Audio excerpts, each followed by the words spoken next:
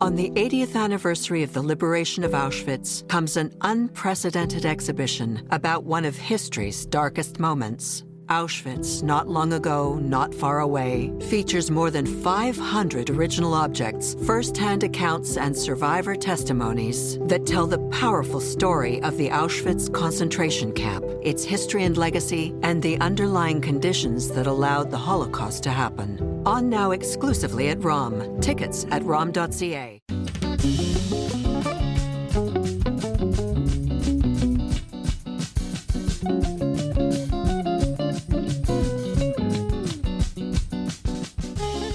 Lily, let me just touch on a couple of things that you said. First of all, the story of two brothers with different names, that is certainly not unusual. We've heard different That's the voice of the late Stanley Diamond. During the pandemic, he was leading a Zoom meeting with members of the Jewish Genealogical Society of Montreal, where he helped people trace their family roots, as was his passion.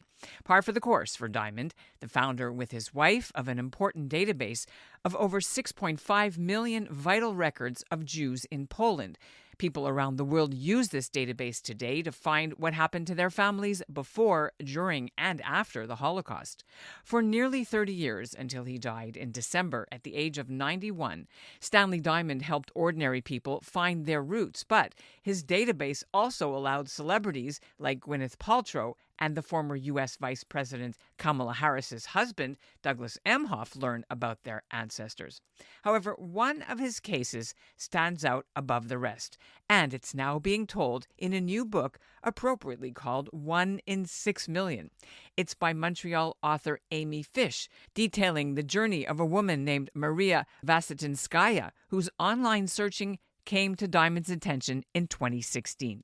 In 1942, the Nazis were rounding up her parents and two older children in the Polish town of Krosno. Maria was 8 months old, and in a last-ditch effort to save her baby, her mother left her in a ditch, wrapped in a blanket, with her real birth date and a fake first name, Maria, pinned to the cloth. This baby was quickly found by a Polish couple who took a great risk to save her and then raised her as their own during the war, even though they were sure she was Jewish. Eventually, the girl's father sent her to live in Siberia, where Maria had a hard life. Maria always suspected she was Jewish, but didn't know where to find out. Nearly 20 years ago, when Maria paid a visit to Yad Vashem in Israel, she decided to start looking for her true identity. In 2014, Stanley Diamond saw an online posting on a genealogical website, and with an international team of amateur sleuths like himself, successfully helped track down Maria's true name, Rivka Silber, and by 2017, with the advent of DNA testing, also helped her meet her real family of 100 cousins scattered around the world, including in Israel, who didn't even know Maria existed. When I spoke to Maria, and I've corresponded with her a little bit over email as well, she was really focused on being happy and relieved that she now knew who she was. She somehow is just a resilient, optimistic person who really looks on the bright side, who still speaks to her family in Israel, who's visited a number of times, and who thinks about the reunification only with warmth in her heart. I'm Ellen Besner, and this is what Jewish Canada sounds like for Thursday, March 27th, 2025. Welcome to the CJN Daily, a podcast of the Canadian Jewish News, and made possible in part thanks to the generous support of the Ira Gluskin and Maxine Gronowski-Gluskin Charitable Foundation.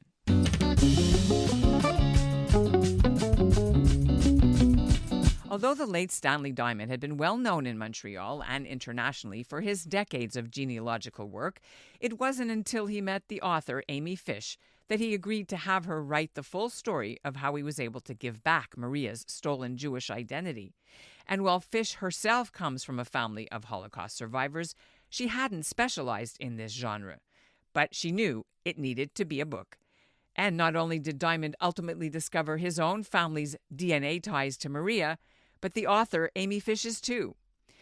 Amy Fish joins me now to talk about how, even decades later, it's so important to help the remaining Holocaust survivors reunite with long-lost family. Thank you. Thank you for having me. Congratulations on your new book. Maybe we could start off by telling your listeners how you got into doing this story? The idea was as much a shock to me, Ellen, honestly, as to anyone. I usually write funny books. My books are normally about how to complain effectively, how to stand up for yourself.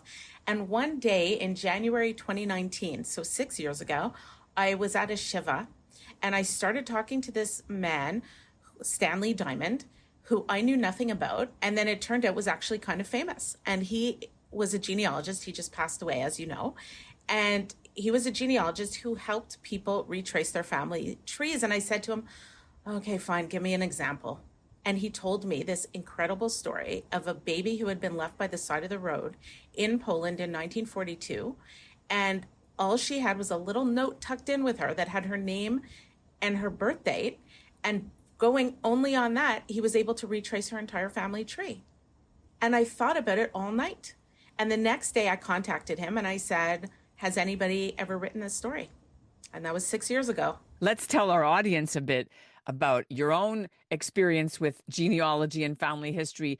I'm one of those people that I do research on this. I do family trees. I do ancestry, or whatever I can for my own research. And then there's everyone else who rolls their eyes and goes, oh, she's got the box. She has all the pictures, everything. So what team are you on? I am on team genealogy is boring. My eyes are glazing over. I have never looked at a family tree and found it interesting. My sister has all the pictures. Okay. And that's why I'm saying it was a shock to me to start going down this, it has to be called a rabbit hole, and start uncovering how genealogists actually do their work. Because I'm a big reader of People magazine. And, you know, sometimes you'll see reunited after 52 years and it won't explain how. And for me, this book, 1 in 6 million, gives you the how. Readers will understand exactly how, step by step by step, you go from, I think I have a long lost mother or brother or cousin, to now we're in contact. With more and more of these stories, like you said, in People magazine, and then there's this TV shows all over the world where celebrities from Gwyneth Paltrow to the second gentleman, Douglas Emhoff, went back and retraced their Jewish roots. You know, it's become more of a thing. And then, of course, all the DNA testing, which wasn't available when Stanley Diamond started this work 20 years ago. You just, you know, spit into a little test tube and then you upload it if you want. And your life could change for the better or for the worse. You may find things you didn't want to know, as happened in my family, too. Oh, that sounds good. And there's a cousin nobody knew about. And so all these things. Let's go back to how this research is done. Stanley was doing research because someone in his family had a genetic trait that could be harmful. And when he heard about that, it's called beta thalassemia. And if two people with beta thalassemia go on to have children together, it could be a problem. They could end up with a genetic disease.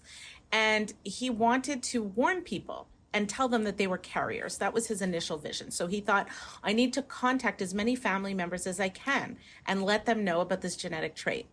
And to do that, he went to Poland to research more about his family tree. And when he was there, he went into room after room of paper.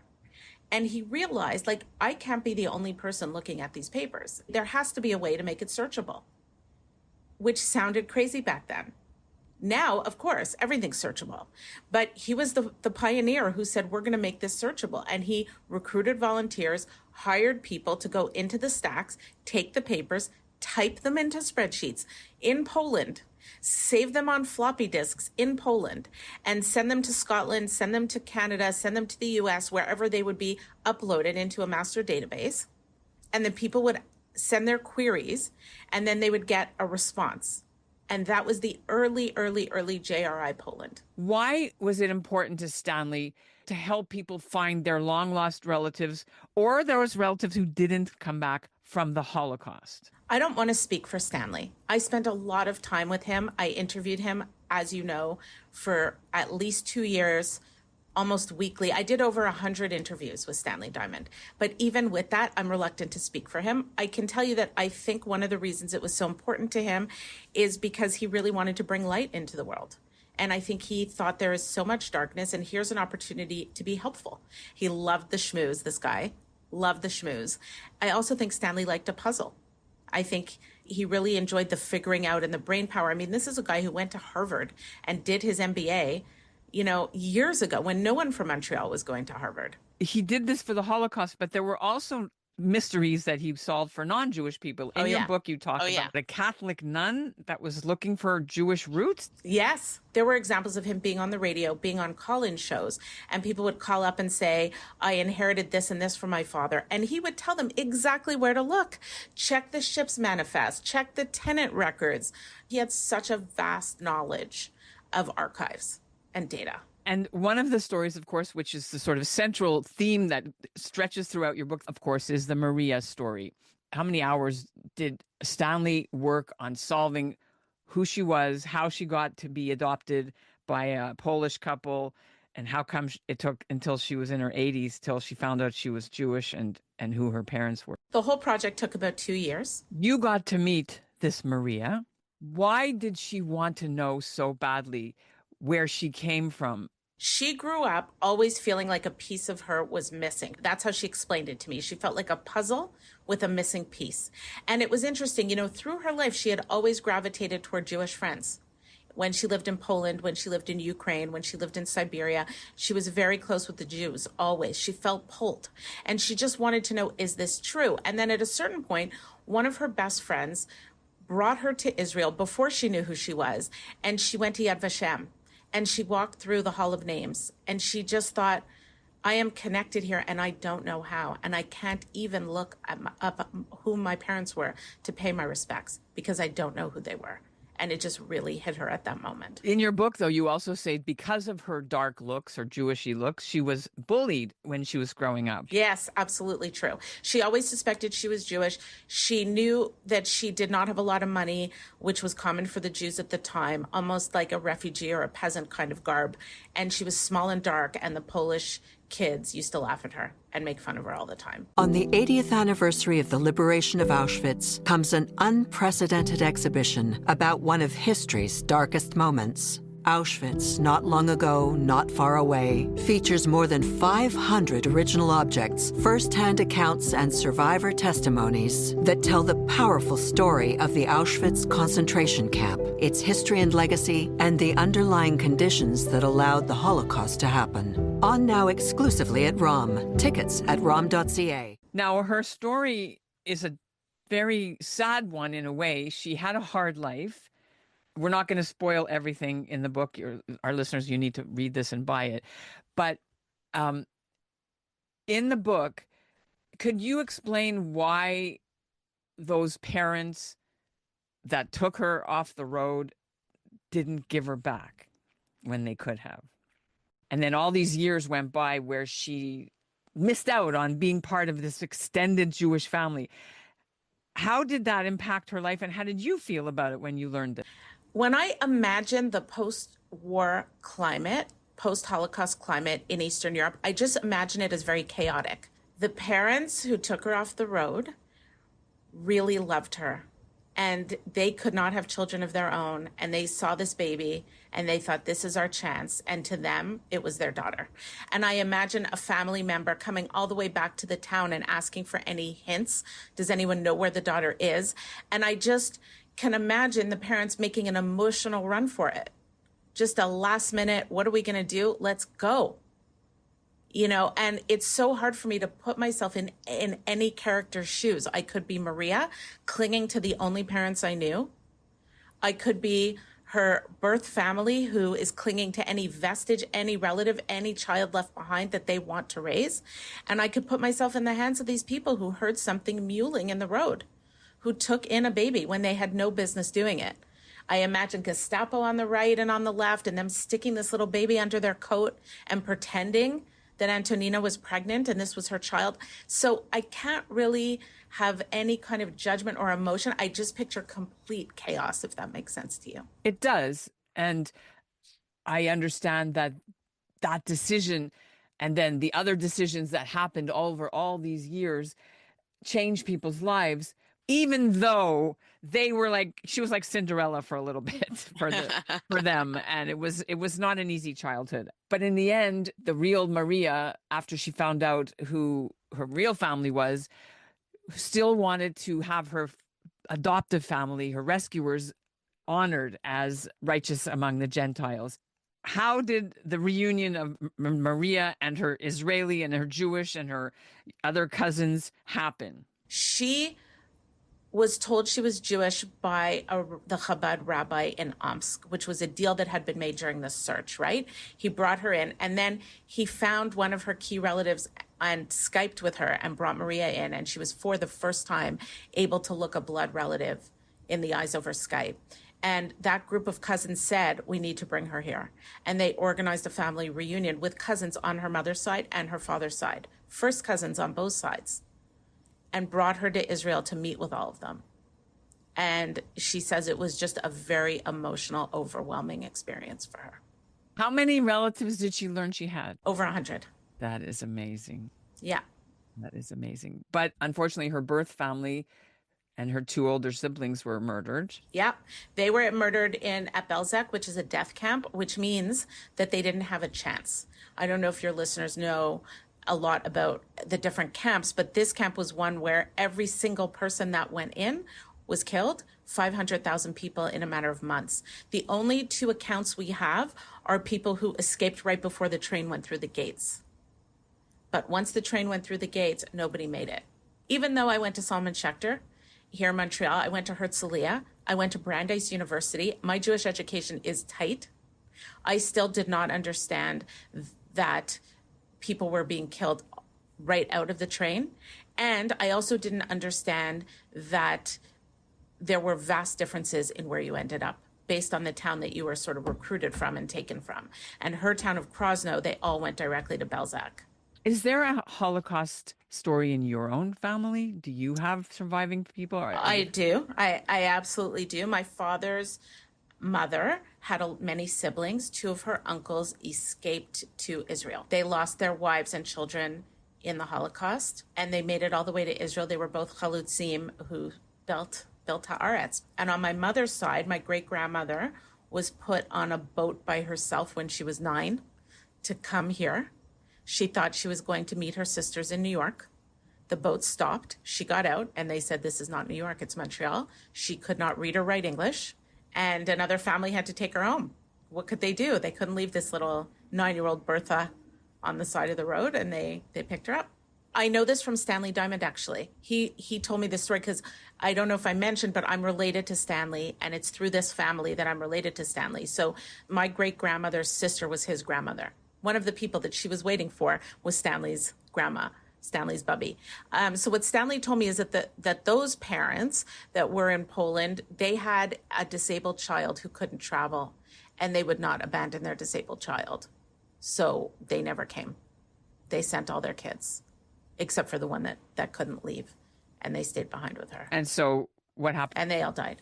They were all killed. It is so amazing, Bashir. I don't know what other words to describe it, that he's related to you.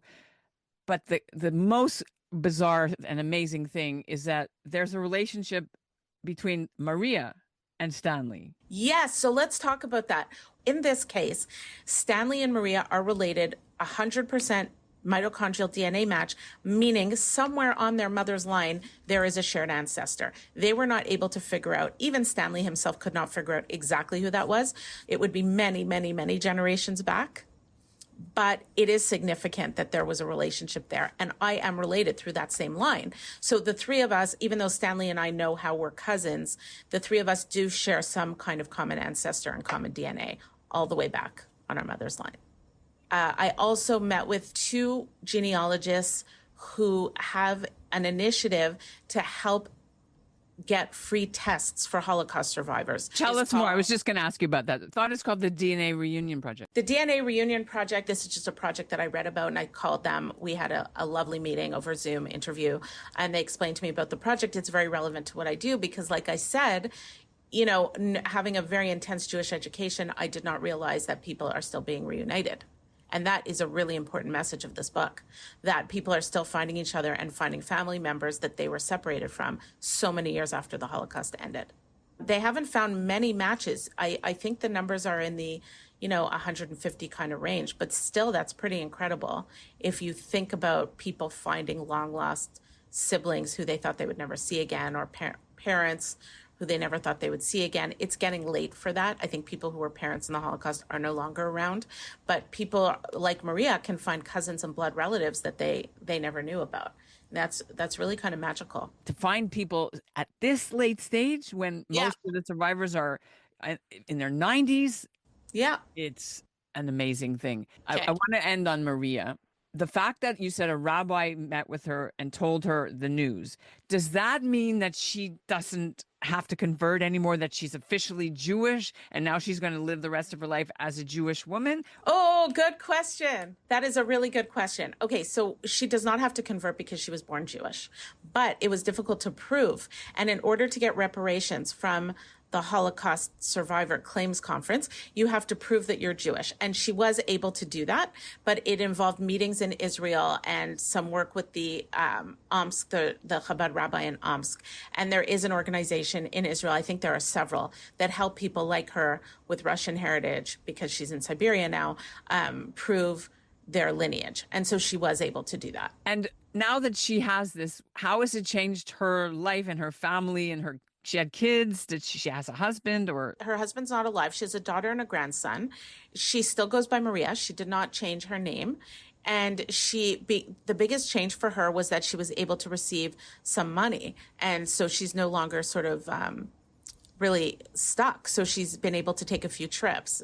And for her, that's been a big thing. She also likes to keep in touch with her family. It's birthdays and holidays. She has someone to wish that to. She also is involved with the Chabad in her city, and she attends some services there. I think for her, it's really a feeling of contentment and of being settled and of knowing now where her place is and where she fits in. And as she explained it to me, that was the most important outcome of this process for her. Now, he recently passed away. We did a tribute to him on the CJN Daily's Honourable Mention podcast, so we'll put the link for that in our show notes in case our listeners have missed it. And I really want to thank you for this incredible amount of work as a historian myself and using all that stuff as I am on Team Genealogy. Thanks for being on the CJN Daily. Thank you very much. And that's what Jewish Canada sounds like for this episode of the CJN Daily, made possible in part thanks to the generous support of the Ira Gluskin and Maxine Granovsky-Gluskin Charitable Foundation. Amy Fish's book, 1 in 6 Million, launches on April 1st in Toronto and in Montreal, April 3rd at the Gelber Conference Centre. You can find out more in our show notes. The CJN Daily is produced by Zachary Kauffman. The executive producer is Michael Fraiman. Editorial director is Mark Weisblatt. And our music is by Dov Beck-Levine. If you've got a DNA story, write to us and share at info@thecjn.ca. Thanks for listening. On the 80th anniversary of the liberation of Auschwitz comes an unprecedented exhibition about one of history's darkest moments. Auschwitz, Not Long Ago, Not Far Away, features more than 500 original objects, first-hand accounts, and survivor testimonies that tell the powerful story of the Auschwitz concentration camp, its history and legacy, and the underlying conditions that allowed the Holocaust to happen. On now exclusively at ROM. Tickets at rom.ca.